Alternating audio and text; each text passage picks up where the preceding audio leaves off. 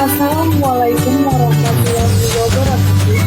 Pada video ini, saya Cinta Nainggolan dengan BIN 20090709 akan memaparkan hasil analisis saya mengenai pengembangan bisnis BPTAS Toyota Astra Financial Service dalam sebuah perusahaan. Dalam video kali ini, topik-topik yang saya akan bahas adalah yang pertama latar belakang, penelitian, hasil dan kesimpulan dari penelitian tersebut. Dimulai dengan latar belakang masalah yang menjadi acuan suatu perusahaan harus melakukan pengembangan dalam bisnis. Adanya peluang usaha untuk menjadi perusahaan penyedia jasa pembiayaan kredit mobil tersebut membuat PT Astra International dan Toyota Financial Service bekerjasama mendirikan perusahaan pembiayaan di Indonesia yang diberi nama PT Toyota Astra Financial Service atau yang sering kita sebut PT TAS. Seiring dengan peningkatan penjualan yang sebagian besar dari sektor menengah ke bawah, maka PT TAS mengalami pemanasan, yaitu meningkatnya NPL atau non-performing loan dan net loss. Dengan situasi seperti ini, dibutuhkan perubahan strategi dari semua penelitian yang telah diungkapkan. Diketahui jika sebuah perusahaan perlu mendefinisikan dan memperbaiki model bisnisnya untuk berkembang dan bertahan. Berdasarkan latar belakang dari permasalahan yang ada, maka penelitian ini bertujuan untuk menganalisis model bisnis PT TAS, yaitu dengan BMC, menganalisis faktor-faktor internal dan eksternal perusahaan, dan merumuskan strategi perbaikan atas model bisnis yang ada. Selanjutnya, bagaimana sih metode penelitian yang akan diterapkan? Jenis data yang digunakan dalam penelitian ini adalah data primer dan data sekunder. Data primer diperoleh melalui wawancara mendalam, pengisian kuesioner, dan FGD atau Focus Group Discussion dengan manajemen PT TAS. Pihak manajemen dalam penelitian yang menjadi narasumber adalah CEO, Operation Director, Marketing dan Sales Director, Operation Division Head, dan Branch Management Division Head, Marketing Division Head. Data sekunder diperoleh melalui dokumen-dokumen internal perusahaan seperti laporan keuangan, dokumen legalitas, struktur organisasi, business plan, data penjualan, website perusahaan, serta jurnal-jurnal yang mendukung penelitian ini. Dengan menggunakan beberapa alternatif solusi, maka perusahaan dapat memilih strategi yang dapat dijalankan sebagai prioritas dan diharapkan dapat menjadi strategi yang memberikan dampak besar untuk perusahaan. Dalam penelitian kali ini, strategi yang telah ditetapkan kemudian akan dinilai untuk diketahui strategi manakah yang menjadi urutan prioritas sebuah perusahaan.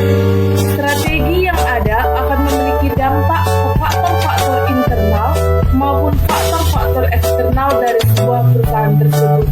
Karena penyusunan strategi ini yang akan mempengaruhi kinerja dari perusahaan. Dirangkum dalam tabel analisis SWOT unsur GMC. Dari rangkuman tersebut dapat diketahui jika unsur yang memiliki potensi untuk dapat dikembangkan adalah channel. Kenapa sih channel memiliki kekuatan tertinggi dan peluang? Karena channel menjadikan elemen sangat potensial untuk dapat dikembangkan menjadi strategi baru yang dapat menguntungkan sebuah perusahaan dalam mengembangkan bisnisnya. Dan pastinya, channel memiliki beberapa fungsi. Yang pertama, meningkatkan kesadaran kepada pelanggan atas produk dan jasa yang ditawarkan oleh perusahaan. Yang kedua, membantu pelanggan dalam mengevaluasi proporsi nilai dari perusahaan. Yang ketiga, memungkinkan bagi pelanggan dalam membeli produk atau jasa yang lebih spesifik. Dan yang terakhir adalah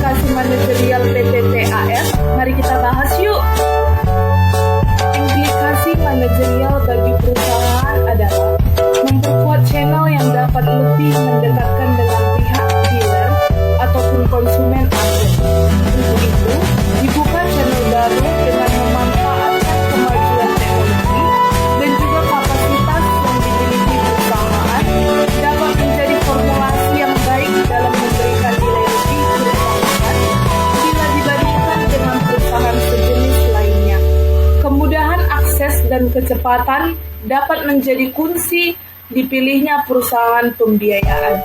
Selain itu, perusahaan dapat memanfaatkan database yang dimiliki untuk dapat menghasilkan pendapatan tanpa harus menggantungkan diri ke pihak dealer terlalu besar seperti yang ada pada model bisnis sebelumnya. Adapun strategi terpilih diwujudkan dalam bentuk proyek yang dimulai oleh perusahaan untuk dapat mengembangkan bisnis dan juga meningkatkan pendapatannya. Proyek dalam elemen channel ini memperbaharui aplikasi yang ada dengan memperbaharui dan juga memperluas cakupan data yang bisa diakses melalui aplikasi-aplikasi terbaru. Selain itu, juga dalam penerapannya di tingkat operasional akan merubah alur model bisnis yang lama, mulai dari proses awal pengajuan aplikasi kredit sampai dengan aplikasi tersebut disetujui oleh PJTI. Sedangkan dari sisi revenue stream, saat ini dimulai fokus dengan proyek pembiayaan retail yang sudah merekrut proyek manajer baru dari luar perusahaan yang bekerja sama dengan tim IT untuk dapat memaksimalkan database yang dimiliki guna untuk meningkatkan perusahaan di luar pembiayaan retail. Nah, dari pemaparan saya yang telah saya jelaskan sebelumnya, maka saya akan menarik kesimpulan dari studi kasus tersebut. Apa sih kesimpulannya?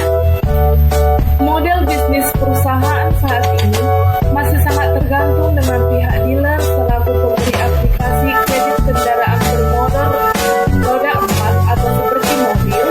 Dengan menggunakan BMC, dapat dilihat bahwa perusahaan memiliki masing-masing kekuatan, kelemahan, peluang, dan ancaman yang berbeda satu dengan yang lain, di mana dua unsur potensial yang dapat dikembangkan, yaitu unsur channel dan revenue stream. Dari unsur channel dapat dikembangkan menjadi beberapa alternatif strategi yang kemudian dipilih prioritasnya, sehingga strategi prioritas utama membuat aplikasi informasi, simulasi pengajuan kredit untuk konsumen dan dealer, serta meningkatkan margin keuntungan dari konsumen yang akan lunas atau sudah lunas dengan proses pembiayaan non-retail. Yang kedua, strategi tersebut akan melengkapi BMC PPPAF yang lama sehingga menjadi BMC dengan tipe yang baru. Pada tipe BMC yang baru tersebut, pilihan strategi tersebut akan menjadi prioritas yang akan ditempatkan di unsur channel dalam meningkatkan kinerja perusahaan yang lebih baik dari sebelumnya. Sekian dari hasil pemaparan saya. Terima kasih sudah mau menonton. Semoga video ini dapat menambah